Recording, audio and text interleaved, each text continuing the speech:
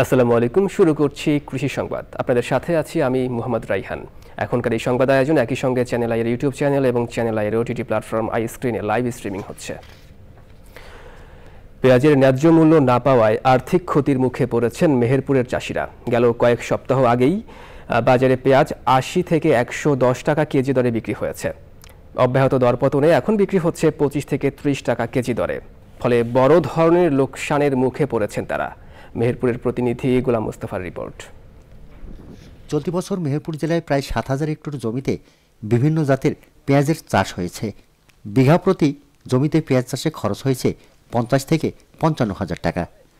গেল বছর প্রতি বিঘা জমিতে ৮০ থেকে ১০০ মণ পেঁয়াজ পেলেও এবছর বীজ সমস্যা থাকার কারণে উৎপাদন হচ্ছে ৬০ থেকে ৭০ মণ। আমাদের এখন বিপদ, আমাদের মাল হয়ে গেছে, তুলতে হবে। তুইলে কি করবা? ফেল দিতে হবে। সরকার বাইরে থেকে পেঁয়াজ নিয়ে এসে আমাদের এখন দুরবস্থা। এখন ১০০০, ১২০০, ১৫০০ ওপর দাম। এখন আমাদের খরচপাত তুইলে খরচপাতি করে বেশি কিনে কিছুই থাকছে না।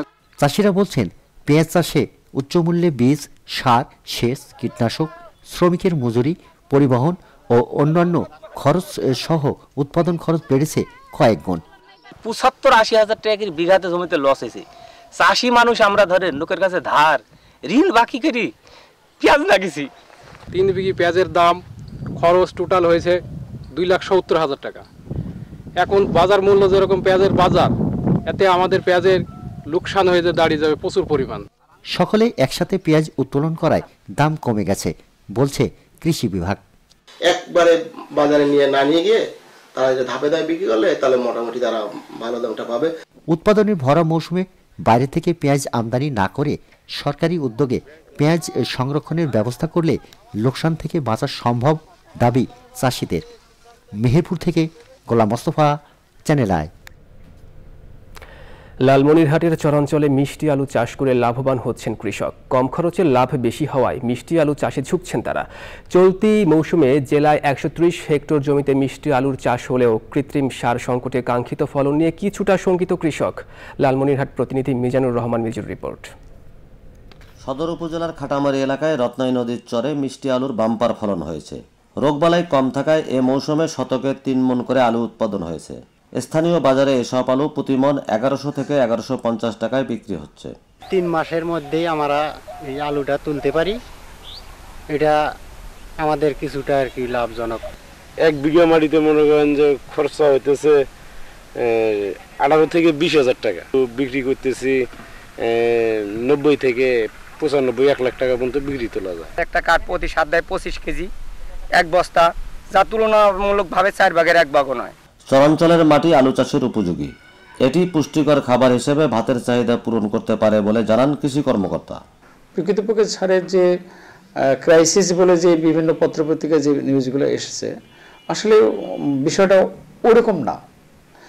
মানে হয়তো সামান্য কিছু হয়তো আমাদের মানে সংকটও বলা যাবে না। সংকটটা ছিল কি যে আমাদের বরাদ্দ ছিল, কিন্তু আমরা হয়তো মানে বিএডিসি যে আমাদের যে বাফার গোদাম থেকে যে আমাদের সরবরাহটা দেয়, এই সরবরাহটা আমাদের একটু স্লো ছিল। এখন যে সারের যে সাপ্লাইটা, এটা মোটামুটি অনেকটাই আমাদের জন্য অনুকূল হয়েছে। সরকারি সহায়তা পেলে চরাঞ্চলের মাটিতে মিষ্টি আলুর চাষ আরও সম্প্রসারিত হবে বলছেন সংশ্লিষ্টরা। Mizanur Rahman Miju, channel I, Lalmonirhat. জয়পুরহাটে সমতল ভূমিতে বসবাসরত অনগ্রসর ক্ষুদ্র নৃগোষ্ঠীর আর্থ, সামাজিক ও জীবন মানোন্নয়নের লক্ষ্যে সমন্বিত প্রাণী সম্পদ উন্নয়ন প্রকল্পের আওতায় ৩৩ সুফলভোগীর মাঝে ষাঁড় গরু বিতরণ করা হয়েছে। সদর উপজেলা প্রাণী সম্পদ অধিদপ্তর ও ভেটেরিনারি হাসপাতালের উদ্যোগে আয়োজিত সভায় সদর উপজেলা নির্বাহী কর্মকর্তা রাশিদুল ইসলামের সভাপতিত্বে প্রধান অতিথি ছিলেন জেলা প্রশাসক আফরোজা আক্তার চৌধুরী। আয়োজনে আরও বক্তৃতা করেন জেলা প্রাণী সম্পদ কর্মকর্তা ডাক্তার মহিরুদ্দিন ও অন্যান্যরা।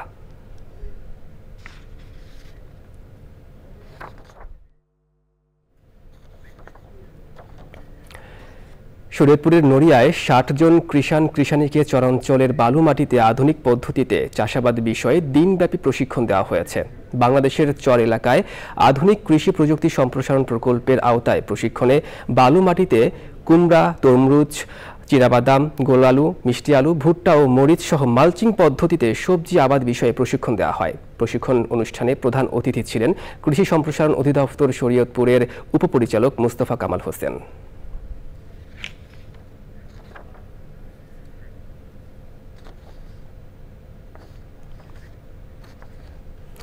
এই ছিল কৃষি সংবাদ। সবাইকে ধন্যবাদ।